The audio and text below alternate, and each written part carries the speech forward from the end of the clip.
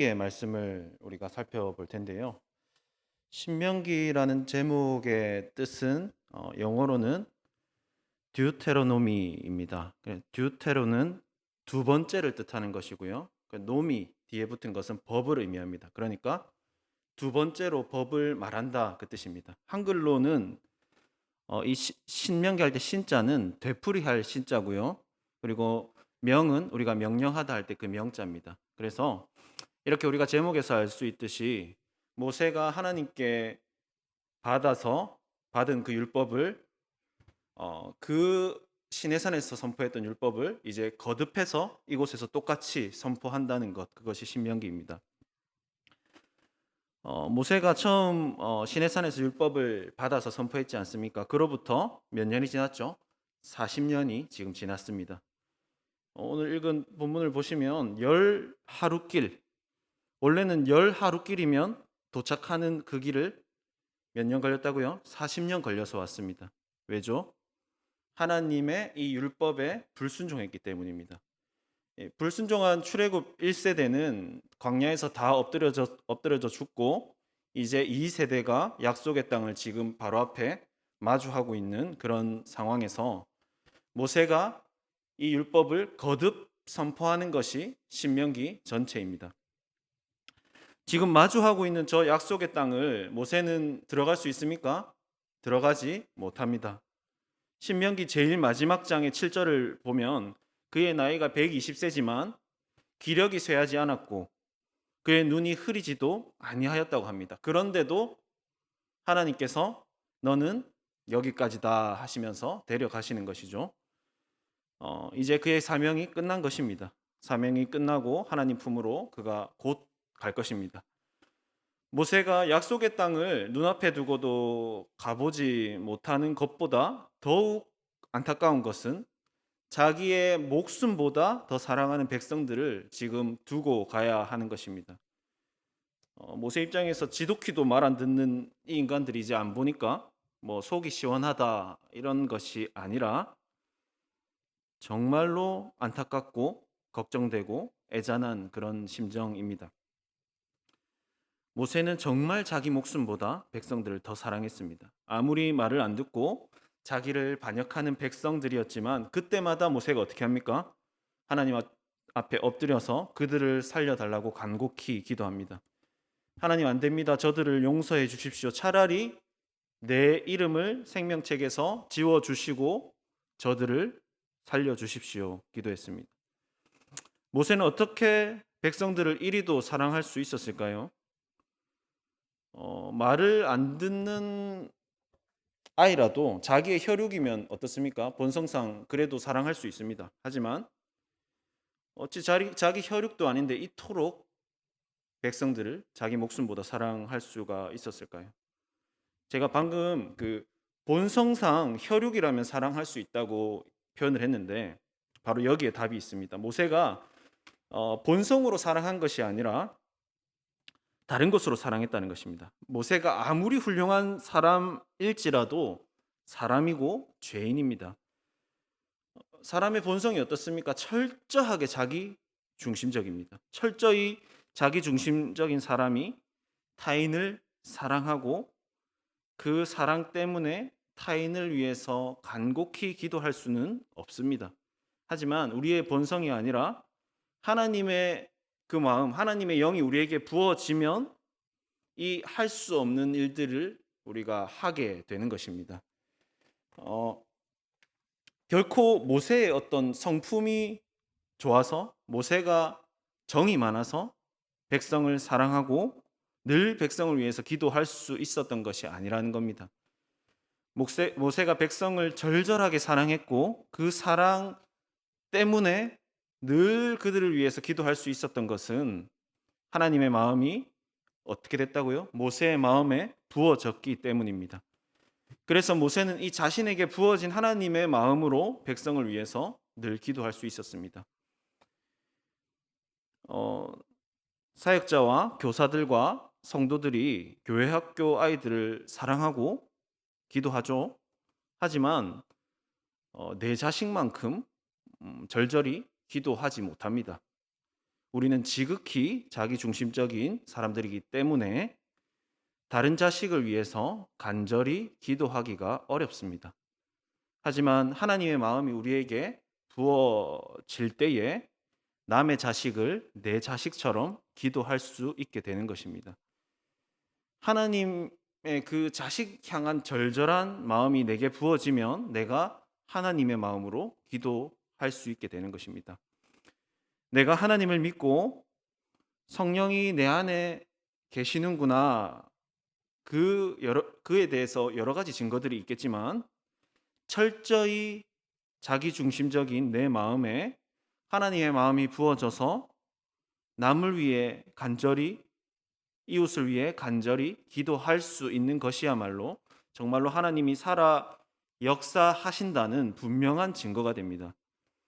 짐승도 자기 자식은 사랑하며 악인도 자기 자식을 끔찍이 여깁니다. 하지만 남을 사랑하고 그 사랑함으로 인해서 기도하는 것이야말로 기적 중에 기적인 것입니다. 서로를 위해서 절절히 기도하는 놀라운 기적들이 나 자신과 우리 교회 안에 뜨겁게 일어나길 바랍니다. 우리 마음에 하나님의 마음이 부어져서 서로를 위해서 뜨겁게 기도할 때 우리 교회 가운데 성령의 역사가 충만하게 임할 것을 믿습니다. 서로의 아픔을 위해서 우리가 울면서 기도할 때 몸과 마음의 치유의 역사가 일어날 것을 믿습니다. 서로의 연약함을 놓고 기도할 때 죄를 이기게 될 것을 믿습니다. 관계의 어려움을 놓고 기도할 때에 견고한 그 마음의 벽들이 허물어지게 될 줄로 믿습니다. 이를 통해서 하나님의 영광이 교회 곳곳에서 드러나기를 간절히 바랍니다. 하나님의 마음으로 백성을 너무나 사랑했던 모세가 이제 백성들을 이 땅에 두고 떠나야 할 때가 되었다 그랬죠. 모세가 그동안 백성들이랑 지내면서 이 인간들이 얼마나 연약한지 누구보다 아주 잘 알았습니다.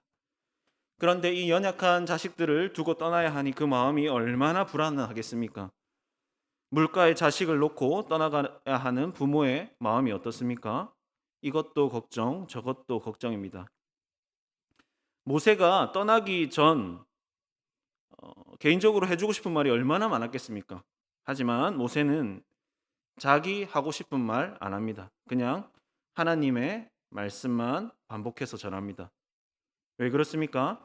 이 순수한 말씀만이 이들을 유일하게 지켜줄 수 있는 것을 그가 알았기 때문입니다. 이 순수한 말씀만이 백성을 지켜줄 수 있는 것을 알았기 때문에 떠나면서 이 말씀에다가 자식들을 맡기는 것입니다. 사도행전을 보시면 사도 바울이 에베소 교회 장로들과 이별하는 장면이 나옵니다. 바울이 말하기를 내가 떠난 후에 사나운 이리들이 와서 양떼들을 노릴 것이다 그렇게 말합니다. 그러면서 장로님들 지혜롭게 잘 대처하시고 어떻게 해주시고 이렇게 말하지 않습니다. 뭐라고 하냐면 그 은혜의 말씀에 부탁하노니라고 말합니다. 은혜의 말씀에 맡기는 겁니다. 뭐 어떤 인간적인 탁월함이나 리더십이나 처세술에 맡기는 것이 아니라 말씀에 성도들을 맡기는 것입니다. 말씀만이 그들을 이 험한 세상에서 지켜줄 수 있다는 것을 바울이 잘 알았기 때문입니다. 부모로서 이 험한 세상에 자식을 내어놓을 생각하면 어떻습니까? 세상에 나가서 손해 안 봐야 되고 해 안 당하고 살도록 뭐 처세를 가르쳐야 되고 무시당하면 안 되니까 공부도 가르쳐야 되고 세상에 내보내기 전에 준비시켜야 할 것이 너무나도 많습니다. 하지만 궁극적으로 말씀에 맡기는 것 외에 내 자식 지킬 방법이 없다는 것입니다. 물론 신앙 있는 부모 중에 자식에게 말씀이 중요하다는 것을 모를 부모는 없습니다. 하지만 내 자식이 정말로 말씀 아니면 큰일 난다고 생각하는가 과연 그것에 대해서 이 시간 도전하고 싶습니다. 물론 저는 아직 아이가 많이 어려서 자식이 얼마나 부모 마음대로 안 되는지 잘 알지 못합니다. 그래서 더욱 하나님께서 저 또한 부모의 한 사람으로서 도전하시는 말씀입니다. 내가 부모로서 아이를 세상에 내보내기 위해서 준비시켜야 할 다른 어떤 것들보다 압도적으로 하나님 말씀이 이 아이를 세상에서 지켜줄 유일한 것으로 부모로서 내가 여기냐 하는 것입니다. 물론 자식이 내 맘대로 되는 것이 아닙니다. 교회 나오라 해도 안 나오는데 뭐 어떻게 하겠습니까? 그런데 정말 이 아이의 영적인 목숨이 이 말씀에 달려 있다고 믿는다면 나라도 목숨 걸고 하나님께 살려달라고 매달릴 것입니다. 정말 아이의 영적인 목숨이 말씀에 달려 있다고 믿는다면 마치 야곱이 하나님을 만났을 때 하나님 못 갑니다. 하나님 가실 수 없습니다 하고 안 놔줬던 심정으로 하나님 이 악한 세상에서 우리 아이에게 은혜 안 주시면 안 됩니다. 내 자식 죽습니다. 내 남편 죽습니다. 와 같은 심정으로 분명히 매달릴 것입니다. 정말로 아이의 영적인 목숨이 이 말씀에 달려 있다고 믿는다면 나라도 좀 더 이 악물고 말씀으로 살면서 아이가 우리 아빠가 말씀을 가치 있게 여기는구나 느낄 수 있도록 분투할 것입니다. 성도 여러분, 세상이 매우 악합니다. 사도 바울이 말했던 것처럼 세상의 가치들이 이리떼와 같이 양들을 노리고 있습니다. 우리 자식만을 노리는 것이 아닙니다. 우리 모두를 지금도 노리고 있습니다.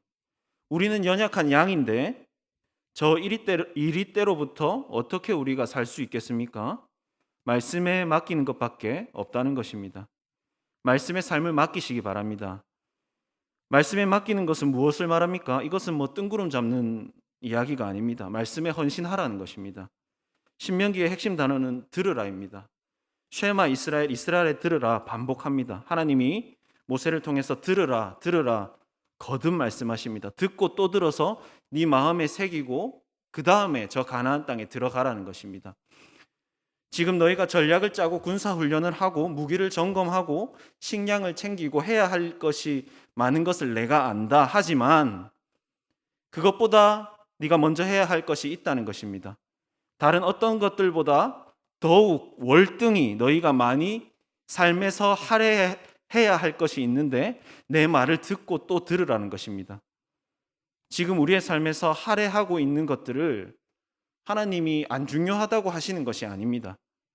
하지만 내 말을 너희가 듣는 것보다 너의 삶에서 더 할애해야 할 것은 없다 말씀하십니다. 하나님의 말씀을 듣는 것, 말씀에 헌신할 것은 권유하는 것이 아니라 하나님께서 반복해서 하시는 강력한 명령입니다. 왜 하나님께서 강력하게 명령하십니까? 우리를 강력하게 사랑하시기 때문입니다. 이 명령 속에 하나님의 사랑이 담겨 있습니다. 우리가 빨간불에 건너지 말라는 법은 왜 만들어졌죠? 어기면 뭐 벌금 물려서 돈을 많이 모으기 위해서 만들어진 법이 아닙니다. 근본적으로 그것은 생명을 지키기 위해서 만들어진 법입니다. 마찬가지로 하나님의 법에는 우리를 지키시기 원하시고 복 주시기 원하는 하나님의 사랑이 들어 있습니다. 주께서 무엇보다 네 삶에서 말씀에 압도적으로 네 삶을 헌신해라라고 하는 것은 권유하는 것이 아닙니다. 여러분들 주일에는 교회 나오셔서 일주일에 한 번은 말씀 듣는 것이 정서에 좋습니다. 이런 권유가 아니라는 것입니다. 마찬가지로 지금 모세가 하는 하나님의 말씀은 뭐 주일 외에 추가로 말씀을 더 보시거나 기도도 가끔 추가하시면 교양을 쌓으실 수 있고 뭐 정신 건강에 도움이 됩니다. 이런 권유가 아니라는 것입니다. 이것은 생명을 건 명령인 것입니다. 내가 말씀을 듣고 또 듣고 새기지 아니하면 어떻게 될 거라고 하십니까? 신명기 4장 26절을 보시면 네가 그 땅에서 망할 것이다. 네가 지금 내가 하는 명령 마음에 새기고 듣고 듣지 들으라는 이 명령을 네가 지금 지키지 아니하면 그 땅에서 네가 망할 것이고 전멸될 것이다 말씀하십니다. 굉장히 두려운 말씀입니다. 네가 말씀을 새기고 기억하지 아니하면 4장 28절에 보면 나무와 돌로 만든 우상을 그곳에서 섬기며 살 것이다 하십니다. 네가 말씀을 듣고 또 듣고 새기지 아니한 채로 그 우상이 득실거리는 가나안에 들어가서 산다면 네가 필시 망할 것이고 죽을 것이다. 그러니 생명 걸고 이 말씀, 이 명령 지키라는 것입니다. 반대로 네가 말씀을 듣고 새기는 이 명령을 지금 지키면 어떻게 된다는 것입니까? 4장 40절을 보시면 4장 40절 한번 읽어보겠습니다. 신명기 4장 40절 시작. 오늘 내가 내게 명령하는 여호와의 규례와 명령을 지키라. 너와 내 후손이 복을 받아 내 하나님 여호와께서 내게 주시는 땅에서 한없이 오래 살리라. 아멘. 내가 말하는 거 네가 지금 지키면 어떻게 된다는 것입니까? 듣고 또 듣고 기억하고 마음에 새기라는 이 말씀을 네가 지키면 그 땅에서 복을 받고 한없이 오래 살 거라 하십니다. 이 말씀은 분명히 권유가 아니라는 것을 마음에 새기십시오. 이것은 생명건 명령임을 믿고 따르시는 저와 여러분들 되시기를 바랍니다. 우리가 말씀밖에 없습니다. 이것은 그냥 구호가 절대 아닙니다. 성령께서 우리의 영의 눈을 열어주셔서 이리때가 우글거리는 세상에 나와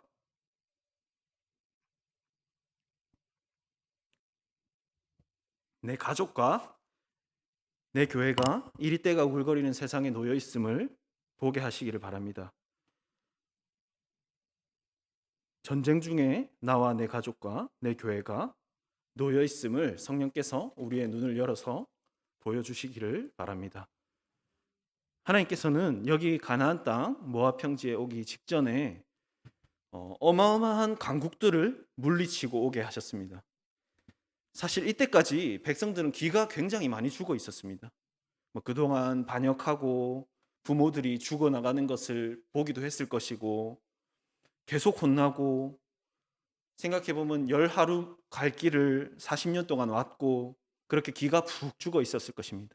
하지만 하나님께서는 약속의 땅 앞에서 중대한 전투를 앞두고 백성의 길을 살려주십니다. 승리를 경험케 하시는 것이죠. 어떤 승리입니까? 말씀대로 순종하면 이긴다는 것을 경험하게 하십니다.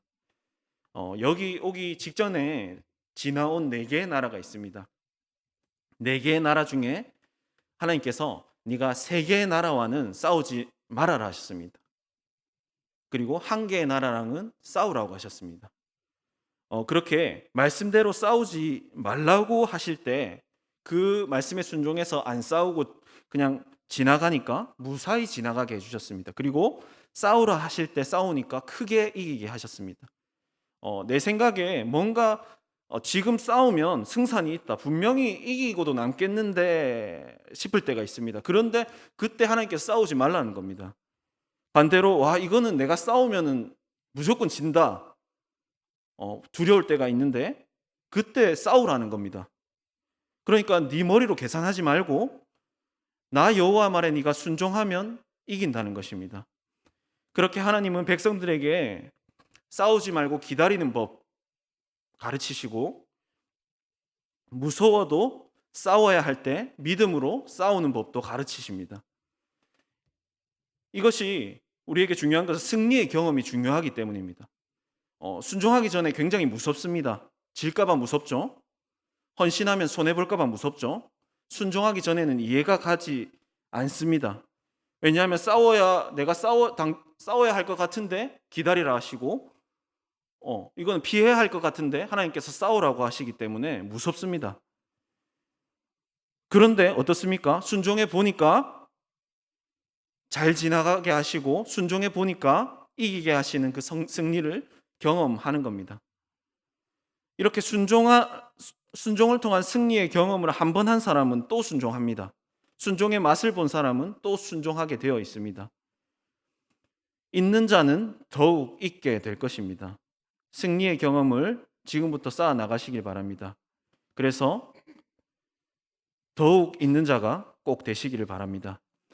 하나님께서는 가장 중대한 이 정복을 앞두고 너희가 싸우는 것은 혈과 육의 싸움이 아니라 영적인 싸움이고 순종의 싸움이라는 것을 가르쳐 주신 것입니다. 우리의 이 땅에서의 싸움도 무엇이죠? 순종의 싸움입니다. 혈과 육의 싸움이 아닙니다. 이기기 위해서 좋은 무기를 마련하고 정비하고 훈련해야 하는 것 아니라 어떻게 하면 내가 순종할 수 있을까 그것을 고민해야 합니다. 결국 순종하기 위해서 우리 자신을 아무리 들여다봐도 말씀이 내게 들어와서 나를 굴복시키고 나로 하여금 두 손 두 발 다 들게 하는 것 외에는 전혀 방법이 없음을 알 수 있습니다. 기도를 통해서 내 뜻이 굽혀지고 내 입에서 주 뜻대로 하옵소서 이것이 흘러나오게 하는 것 외에는 어떠한 것도 내 견고한 이 자아를 두 손 두 발 들게 할 수 없는 것입니다. 내 안에 철옹성 같은 나의 뜻, 나의 자아를 말씀으로 두드리고 기도로 무너뜨리시는 저와 여러분들 되시기를 바랍니다. 모세가 지금 이 시점에서 율법을 거듭 선포하는 중요한 이유 중 하나는 이 세대가 가나안 정복을 이제 수행해야 하기 때문입니다. 가끔 주일학교 설교하다가 중반쯤 가면 이제 아이들이 눈이 점점 풀립니다. 그래서 고개를 막 숙이고요. 그럴 때 뭐 누구누구야 고개 들고 정신 차려 이렇게 제가 얘기를 하거든요. 그러면서 너 여기 뭐하러 왔어 물어봅니다. 예배하러 왔다고 그럽니다. 그러면 지금 누가 너를 예배 못하게 하냐고 제가 묻거든요. 뭐 지금 하나님이 너를 예배 못하게 하냐 마귀가 예배 못하게 하냐 그러면은 마귀가요 그렇게 딱 대답을 합니다. 정신이 번쩍 드는 것이죠. 지금 이스라엘 백성들이 그동안 죄짓고 혼나고 훈련받아 피곤하고 이러니까 지금 굉장히 중요한 결전을 앞두고 있는데 멍하기가 쉬운 그런 상태입니다. 그때 모세가 너희들 여기 왜 왔어 하는 겁니다. 40년 동안 너희들 뺑뺑이 돌고 훈련받고 너희 여기 왜 서 있는가 그거 물어보는 겁니다. 그러면서 하나님이 주신 가나안 땅 정복 명령을 다시 언급합니다. 신명기 1장 8절 한번 같이 읽어보겠습니다. 1장 8절 시작. 내가 너희의 조상 아브라함과 이삭과 야곱에게 맹세하여 그들과 그들의 후손에게 주리라 한 땅이 너희 앞에 있으니 들어가서 그 땅을 차지할지니라. 아멘. 정신 차리라는 것입니다. 고개 들고 정신 차리고 하나님이 주신 땅 지금 쳐들어가라는 것입니다. 약속의 땅은 말 그대로 하나님이 약속하신 땅, 선물로 주신 땅인데요. 하지만 이것은 선물인 동시에 수고해서 정복해야 되는 땅입니다. 신명기 1장 20절부터 보면 그들이 정말로 생각하기 싫은 사건을 모세가 언급을 합니다. 무슨 사건이죠? 가데스 바네아에서 정탐 사건을 모세가 지금 언급하고 있습니다. 21절에서 모세가 40년 전에 약속의 땅 앞에 선 너희 부모들에게 내가 뭐라고 했다고 말합니까? 21절 한번 읽어보겠습니다. 시작. 너희의 하나님 여호와께서 이 땅을 너희 앞에 두셨은즉 너희 조상의 하나님 여호와께서 너희에게 이르신 대로 올라가서 차지하라. 두려워하지 말라 주저하지 말라 한즉. 모세가 그때 당시에 주저하지 마라 하나님이 너에게 주셨다 지금 가면 된다라고 했는데 선물을 너희 앞에 하나님께서 주셨으니까 주저하지 말고 차지해라 했습니다. 그런데 22절을 보시면 너희 부모들이 뭐라고 했다는 겁니까? 22절 한번 읽겠습니다. 시작. 너희가 다 내 앞으로 나와 말하기를 우리가 사람을 우리보다 먼저 보내어 우리를 위하여 그 땅을 정탐하고 어느 길로 올라가야 할 것과 어느 성읍으로 들어가야 할 것을 우리에게 알리게 하자 하기에. 그러니까